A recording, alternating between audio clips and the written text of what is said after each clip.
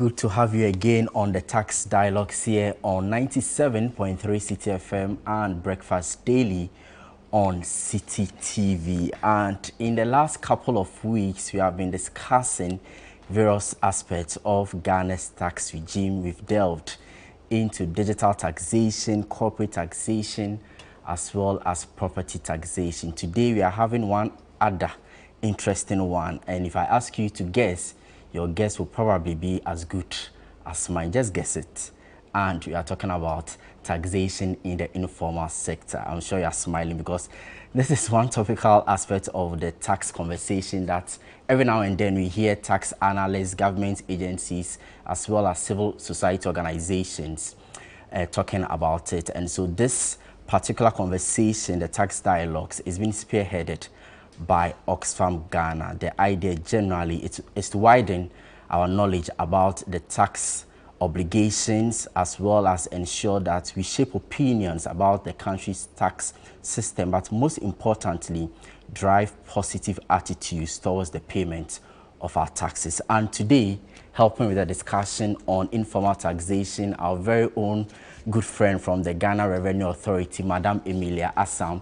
She is an assistant commissioner at the Ghana Revenue Authority. Madam Emilia, good to see you and welcome once again. Thank you. Always a pleasure to have you on the Tax Dialogues. Next to her is Abdul Karim Mohammed. He is coordinator of the Economic Governance Forum. Abdul, good to have you on the show. Thank you very much. Maybe because you are coming from the civil society community, let me begin with you. Sure. Every now and then we get to hear Ghana's economy is predominantly informal. It employs the largest number of people, yet its contribution to the country's, revenue generation is very, very low. Just paint a picture for us. When we talk about the informal sector, what do we mean? Which category of persons contribute to the informal sector? And what is their role when it comes to revenue mobilization? All right. Thank you very much, Ni, for your question. So when we talk about the informal sector, it's just, let me just simply put the opposite of what is formal. The formal sector involves the fully registered businesses or organizations, and the converse is what the informal is. So usually these are small businesses that may usually not register, maybe for tax purposes or for other administrative purposes, but they do a lot of businesses. So you have your artisans, you have your mechanic shops, you have your traders, some of these tabletop businesses, and all kinds. Some are also doing very large businesses, but they are all more or less operating not within the formal circles, for the simple reason that they have not registered, they are not recognized by government institutions. You may not find any details with any state agency that will enable you track the volume of business that they are doing, how much income they are making, and be able to assess their tax obligations. And so we put all of them together as an informal sector. And the description that I've given you, if you move within our communities, they form the largest part of the country's economy. Talking about the farming community, trading community, the repair services, and all those is huge as compared to those who do formal white-collar jobs and the rest. It is estimated that about 70% of the economy actors are all operating within the informal sector. So it's quite a large sector. So if it's a large sector and we are aware of their potential, why then has it become a challenge for us to rope them into the tax net? Well, I must say, we have come a long way, and a lot of efforts have been made. I think considerably the GRA has to be commended in that sense, because if you look at the processes that you need to go through for GRA to be able to take the taxes from those who are supposed to pay. It is not that easy. So if someone is not registered within the formal space, even trying to identify who has these tax obligations is not an easy job. And one of the things that tax authorities use in targeting those who are responsible to is also to look at the efficiency of taxation. If you look at how much it will cost you to go identifying and pursuing the individual as against how much you are likely going to get from them. You do the, cost-benefit analysis. You will see that you are better off if you maybe leaving them. But with time, technology has advanced, things have improved, our identification system and all that. So it is making it much, much more easier for us to be able to target them much more easily. And there have been other innovative ideas I think we will discuss as time moves on. But before I move to Madam Emilia, I want you to let us understand the potential of the informal sector. People every now and then get to hear that let's tax the informal sector, let's widen, let's bring in more people. But perhaps people do not appreciate their contribution. So maybe paint that picture for us. Indeed. Thank you.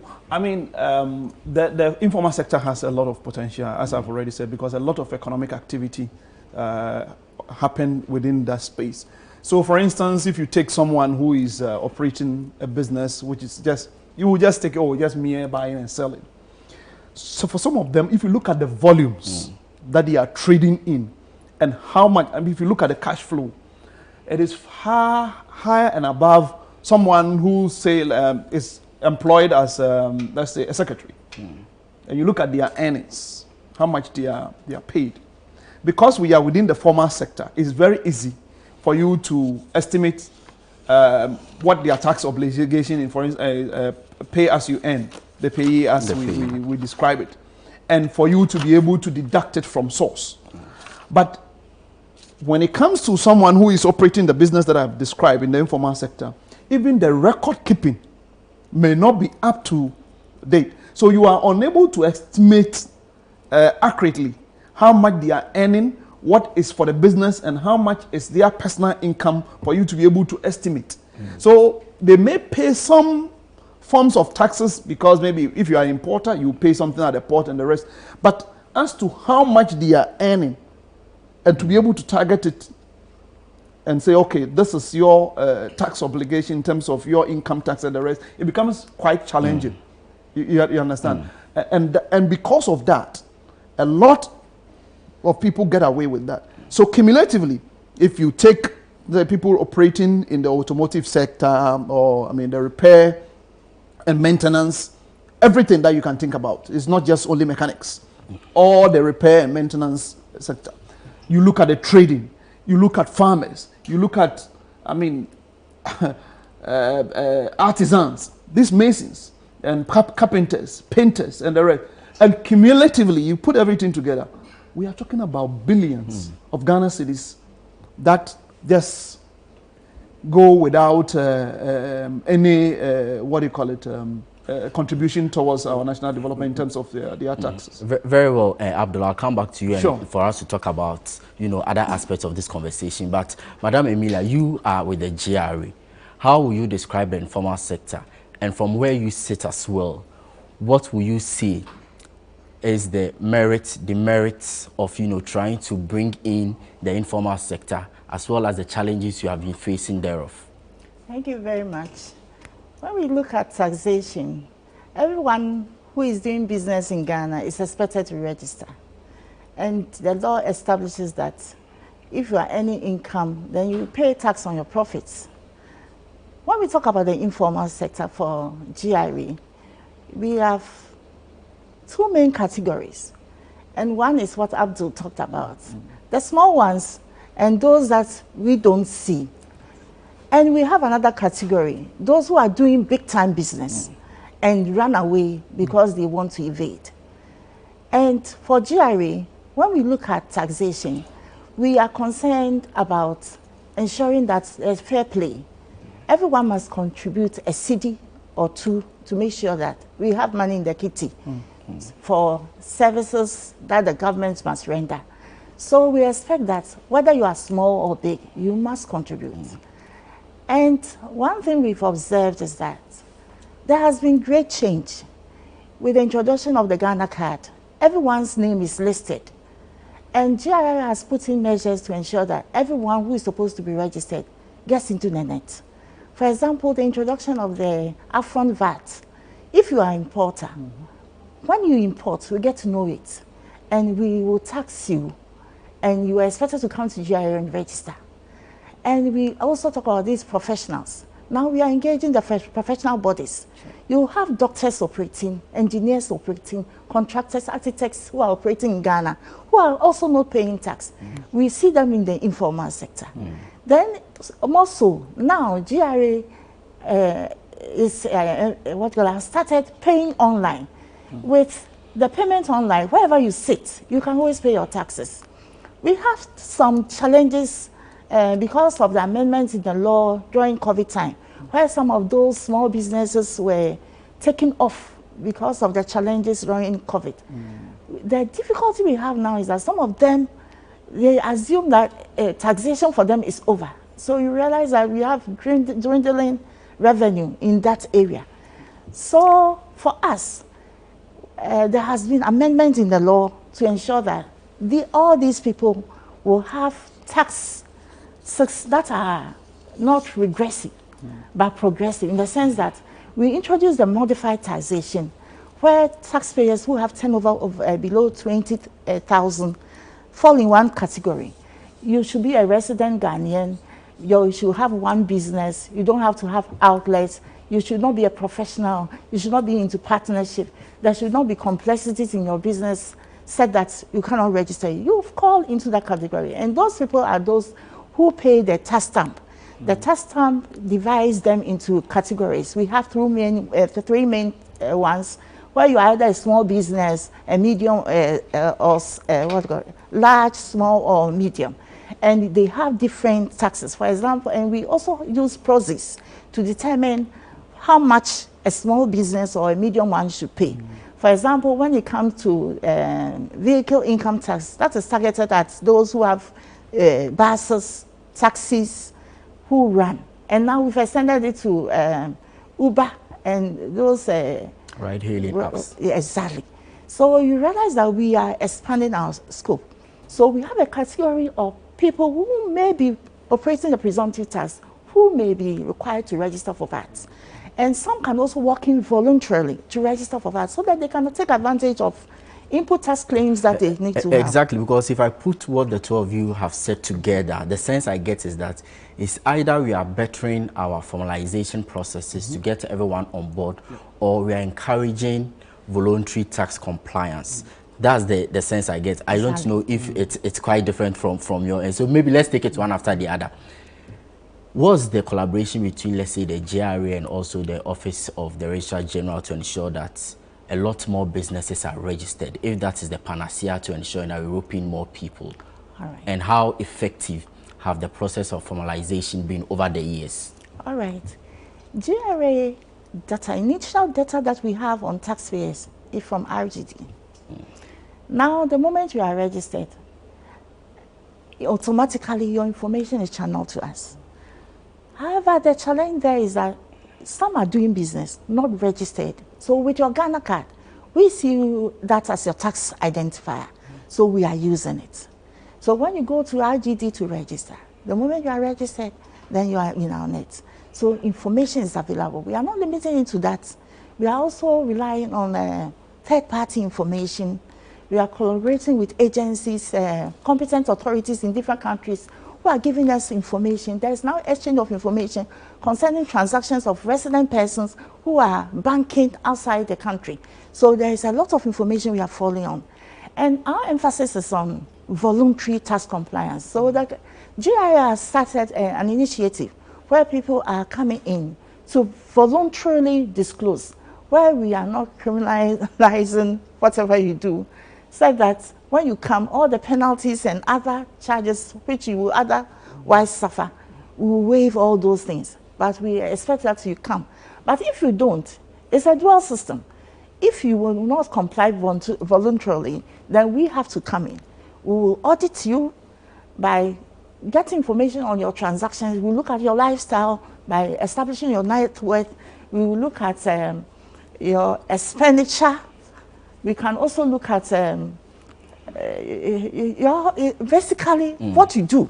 If you have schools, children who are schooling outside, if you are living in a posh building in East Legon, and we don't find you in our network, our information, our database, then we have to fish you. And when we get you, then you will be expected to pay all the penalties. So we encourage everyone. But the most interesting part is that when you go down to the ordinary person who is not paying taxes, for want of, the best expression would be that tax evasion. Yeah. Of course, maybe you use this opportunity to educate us on the difference between tax avoidance and tax evasion. We'll come to that. But the issue is that either the process is cumbersome, bureaucratic, you go there, it's time consuming, people are not opening up to help you do it. And in fact, there is no clarity with what the taxes are being used for. People are paying taxes, there is no accountability. They don't even, they are struggling to identify what exactly their taxes are being used for. So if they sit down and they realize that, well, government is taking my taxes for absolutely nothing, why then should I go and formalize my process for them to tax me, or voluntarily wake up and then go to the GRA and say that I have come for us to ensure that? How do we strike and find a balance in ensuring that these nuances are resolved? Let me throw that to you, Karim. Thank you very much for that question. I think in our daily conversations, these are some of the issues that easily get thrown at us when you are doing tax education. That, okay, we keep paying these taxes, but we don't see how.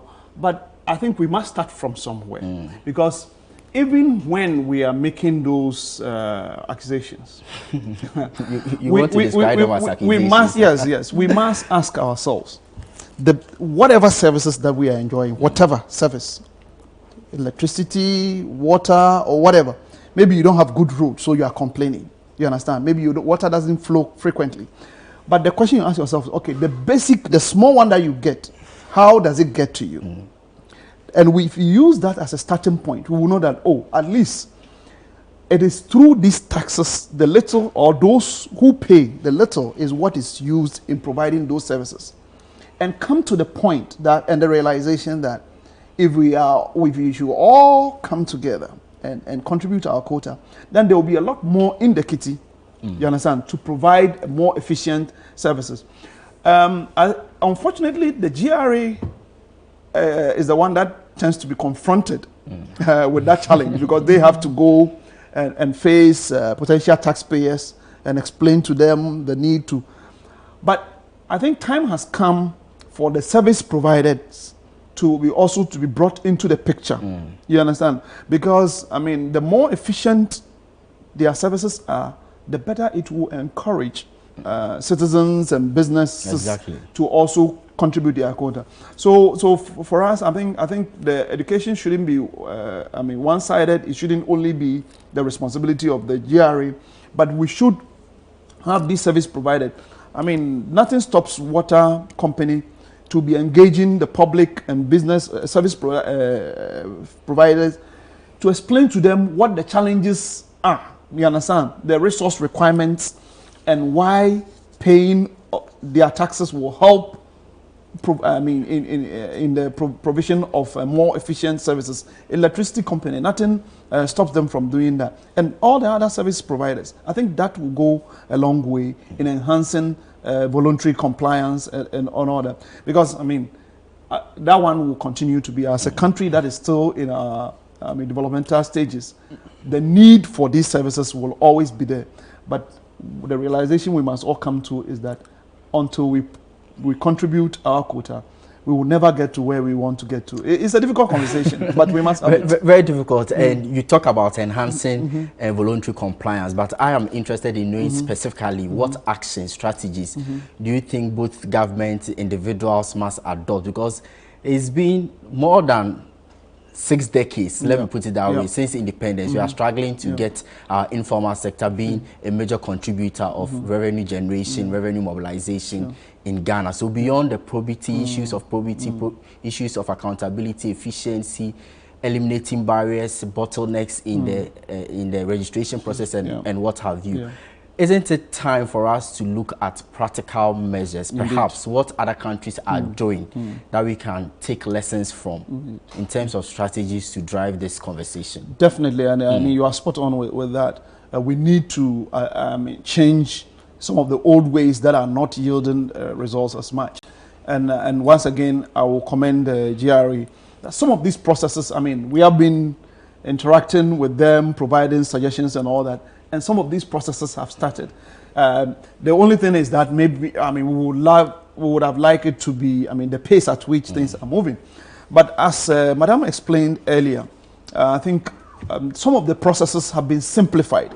In time past, it used to be such that you have to fill a very long form and provide a whole lot of, but now they have simplified some of the processes.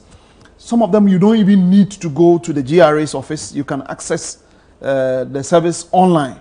You understand? And that brings people closer. Identifying where businesses are.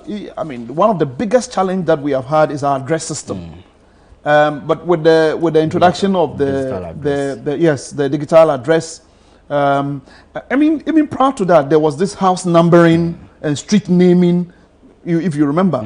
All those are meant to enhance accessibility and make it easier to identify where businesses are. And of course, you can talk about the Ghana card. That makes it easier to identify individual taxpayers. And now that we have even converted the ID numbers on the Ghana card to be the tax identification number, it also makes it much easier. It means that we are improving. So citizens also have to, I mean, that awareness, I mean, it will require a lot more continuous engagement to enlighten people that, look, these are the improvements that are ongoing. If you want to pay your taxes, it's not as difficult as it used to be. But you know, the way things are, we depend, the society we live in, we depend on word of mouth. I mean, we take other people's experiences and hearsay, and we use that one in yes.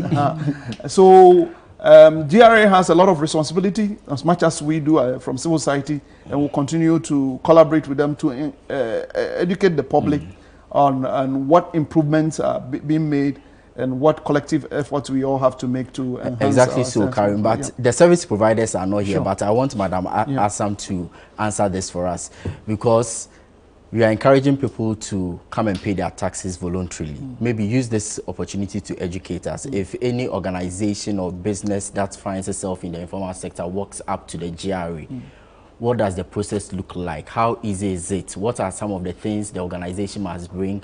Run us through the normal process so that we encourage people to come and pay their taxes voluntarily. All right. Let's first talk about portal, the taxpayers portal. You can log on, and when you log on, you provide your details. Your Ghana card identifier is the first thing we need. Your name, your location. That is all. That is the basics we need. Your telephone number. That is all. And you are hooked on. You can follow up to the tax office that you will select, and you come there. We only create, even it's just a manual file. Now we do everything digital. And from the comfort of your own homes, if you know the tax that you're expected to pay, based on your turnover, depending on the type of category you select, whether you are a small, medium, or you go in for the modified taxation, the cash basis. When you select it, when you, at the end of the year, you file a simple return, which is a page, which provides all these details that I've enumerated. And you just have to state your turnover. If you did some expenses, you take it. But you should know that periodically we will come and visit you to know your challenges, and where we have to educate you, we do. Again, our offices are open. We are scattered all over, and we have started a process of engaging taxpayers one-on-one, having a lot of dialogue, because we've come to realize that we need to engage more, because many people who are not paying the informal sector, it's not because they want to evade. Sometimes they don't know even what to do or where to go. So please, when you have any challenge, please walk to any GIA office. When you have any difficulty, our lines are always open. You can always get us online. and we are ready to assist you. So just as you heard, the GRA says that the processes have been simplified, that doors are always open. If you're an organization and want to voluntarily pay your taxes, they are going to welcome you with open arms. But I want to finish and wrap up and then end with you, Abdul Karim. Yep. You are from civil society organization. What was that word of caution to all actors in the, tax administration, regime, government, individuals, state institutions, and what have you? What is that word of caution if you want to ensure that the informal sector remains one of the significant, areas that we can rely on when it comes to taxation? Just in 60 seconds. Thank you very much. I mean, given the large size of the informal sector and its potential to contribute to enhance our domestic revenue mobilization, I mean, that will reduce our dependence on going outside for loans and all the challenges that it comes with. And new tax handles. Thank you. Thank you very much. The situation we are in, the economic situation we are in now requires that we double up in our efforts in mobilizing revenue so that we can address some of our developmental needs without going out to borrow. So that requires that we all contribute our quota.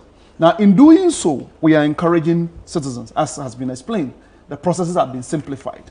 We all need to come on board and help that. But on the other hand, those who have been assigned the responsibilities, GRA is doing fantastic. Now, I mean, if you look at the numbers over the years, the what do you call it, the revenue mobilization efforts have been improving. But without a doubt, we still have some bad nuts in various departments. And so sometimes we talk about revenue leakages, you understand? Because there are sometimes, people who show how to, you spoke about tax avoidance and evasion. I mean, someone says human beings who control the world, they determine whether it will be 6 o'clock or 5, you understand? So those, we need to close some of those loopholes. Day in, day out, they are evolving new technologies to make the system, foolproof. And we will encourage them to do a lot more of that so that we can rake in a lot more to develop our nation. All right, thank you very much, Madam Emilia Assam, Assistant Commissioner, the Ghana Revenue Authority, as well as coordinator from the Economic Governance Platform. That's Abdul Karim Mohammed. Thank you very much for being a part of today's conversation on the Oxfam Tax Dialogue. Today, our conversation was on taxation in the informal sector, and then our guests have done justice, as we want to say, to the topic. And so, they're encouraging everyone to ensure that you honor your tax obligations. But this has been the Oxfam Tax Dialogues. If you listened to us on radio, this was the Citi Breakfast Show on 97.3 Citi FM. If you watch on TV, this is Citi TV, and the show was Breakfast Daily. My name is Ni Lati. I'm grateful that you stayed with us.